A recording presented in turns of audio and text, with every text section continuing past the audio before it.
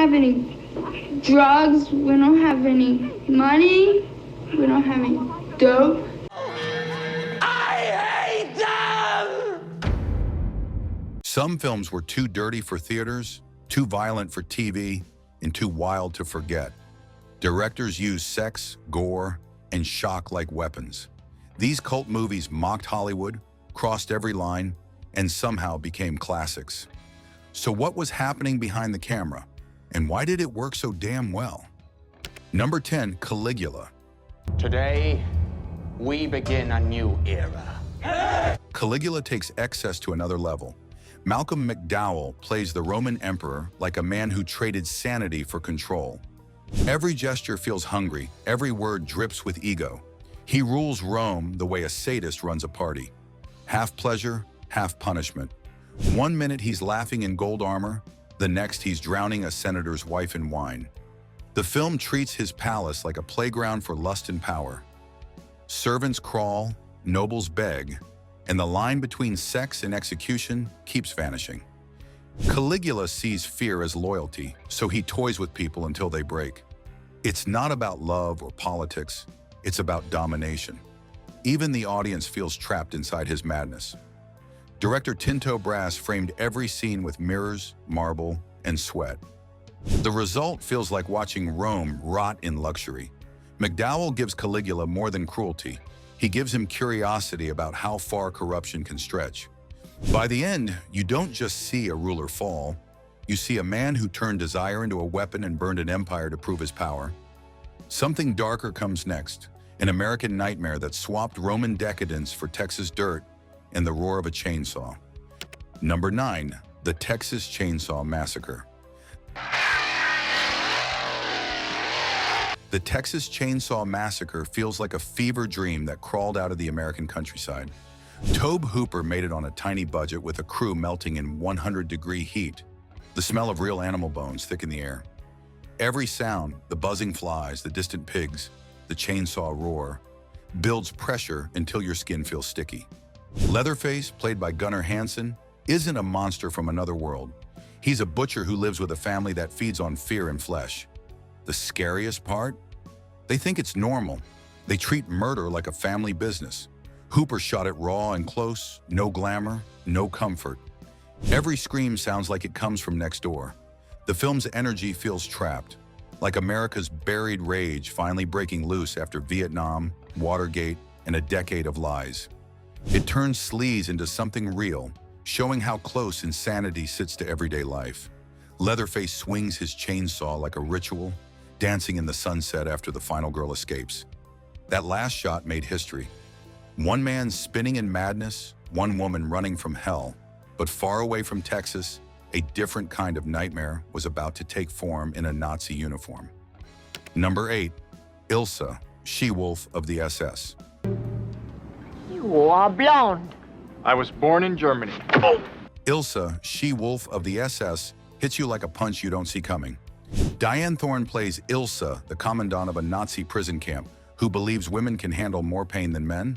Her goal is twisted: to prove her theory through endless experiments on prisoners. That idea alone tells you how far the film goes. Director Don Edmonds shot it in Canada on a reused set from Hogan's Heroes, turning comedy leftovers into a house of horror. The budget was small, but the shock was massive. Every frame is packed with humiliation, violence, and cold precision. Ilsa walks through it all like a queen of cruelty. Elegant one second, blood-soaked the next. Gene Siskel called it the most degenerate film to play downtown Chicago. And he wasn't wrong. Yet audiences lined up, curious, maybe even daring themselves to handle it. Thorne's performance gave the movie something rare, power mixed with disgust. Ilsa became an underground icon, spawning sequels in harems and Siberian camps. Her character helped define exploitation's edge, too brutal to admire, too bold to ignore. But after that much cold cruelty, the next film traded torture for madness and a drill. Number 7, The Driller Killer. Abel Ferrara made The Driller Killer with borrowed cameras, a few friends, and no safety net. He played the lead himself, a struggling New York artist losing his grip. The film crawls through the city's filth, Flickering neon lights, drunks sleeping in doorways, rats in the corners. You can almost smell it. Ferrara's character, Reno, paints by day and kills by night. His weapon, a power drill, feels symbolic of everything eating him alive. Poverty, noise, failure, rage. He doesn't stalk the rich or the powerful. He kills the forgotten, the homeless men who remind him of what he's becoming. That choice made audiences uncomfortable, maybe even angry. The film's sound design drills into your nerves. Screeching guitars, pounding walls, constant chaos. It became one of the video nasties banned in the UK, which only made people more desperate to see it. The Driller Killer caught the real rot of late 70s New York, an artist devoured by his own city.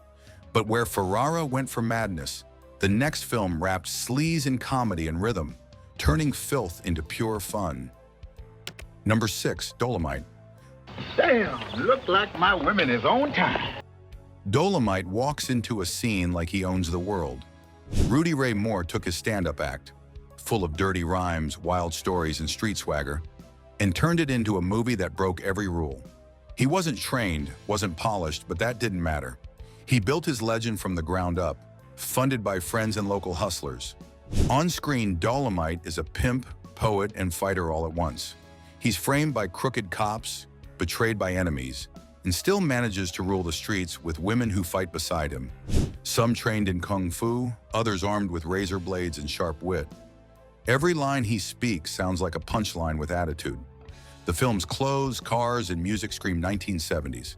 But under all the flash is a rebellion. Dolemite gave black audiences a hero who controlled his world, not one controlled by it. That mix of humor, sleaze, and power made him unforgettable. Rudy Ray Moore didn't just play Dolemite, he lived him. And while his streets were loud and wild, the next film went silent and brutal. Number 5, Thriller, A Cruel Picture.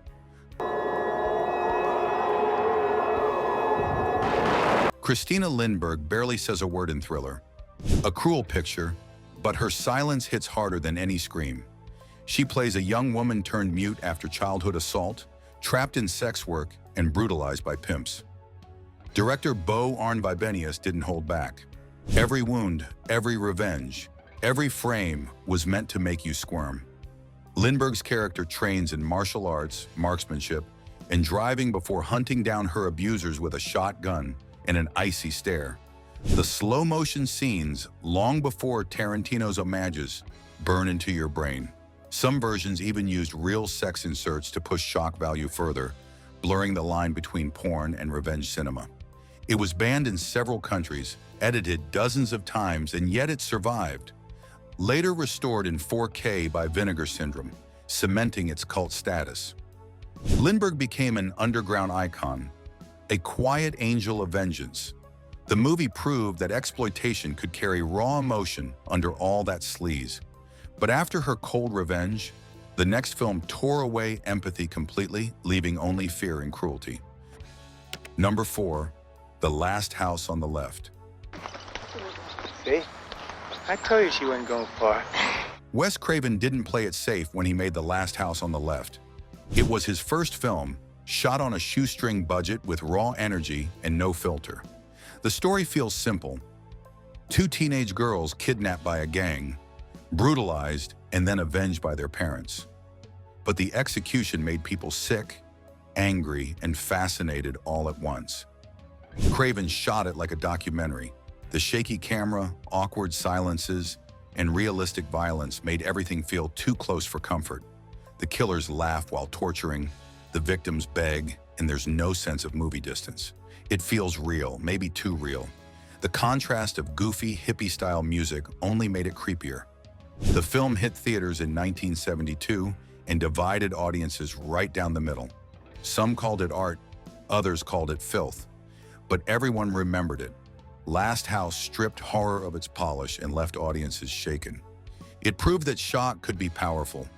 And that's exactly where the next film took things to an unbearable extreme. Number 3, Salo. Salo doesn't entertain, it punishes. Pier Paolo Pasolini based it on Marquis de Sade's 120 Days of Sodom, but instead of old castles, he set it in fascist Italy. 4 rich men kidnap teenagers and turn their torture into daily rituals. Every scene breaks another boundary: humiliation, violence, and control filmed with cold precision.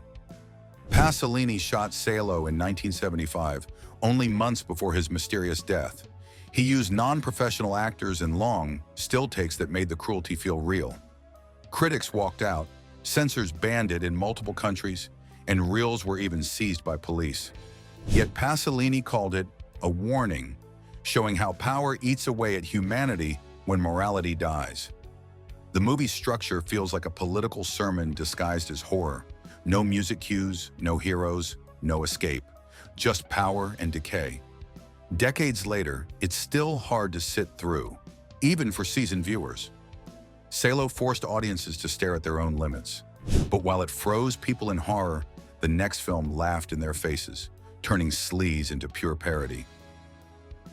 Number 2, the Kentucky Fried Movie. No! No! Not water! Nothing in the Kentucky Fried Movie is safe. Every joke crosses a line, then draws another one just to cross it again. Directed by John Landis and written by the Zucker brothers and Jim Abrahams, it's a sketch film that mocks everything: sex, race, religion, news, even movie trailers. It's chaos, but that's the point. The movie plays like late-night television hijacked by maniacs. One moment you're watching fake commercials for absurd products, and the next you're seeing Catholic high school girls in trouble. A fake film that looks too real for comfort. It's satire, but also pure sleaze. The creators didn't hold back because they wanted to prove that even the dirtiest humor could expose what America secretly laughed at behind closed doors. It shocked audiences but also became a cult favorite, paving the way for Airplane and The Naked Gun. Comedy hadn't gone that far before, and it made Landis and the Zuckers legends. After all that laughter and filth, the final film brought things full circle, where sleaze met rebellion and launched one of Hollywood's most unexpected careers. Number 1, Caged Heat. Caged Heat pushed the women in prison formula to its limit. It was Roger Corman's low-budget gamble in 1974, shot for under $200,000, yet it changed careers and stirred controversy.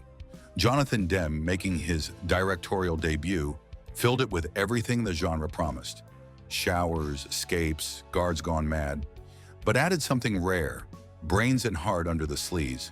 The story follows female inmates rebelling against a corrupt prison run by a cruel, wheelchair-bound warden.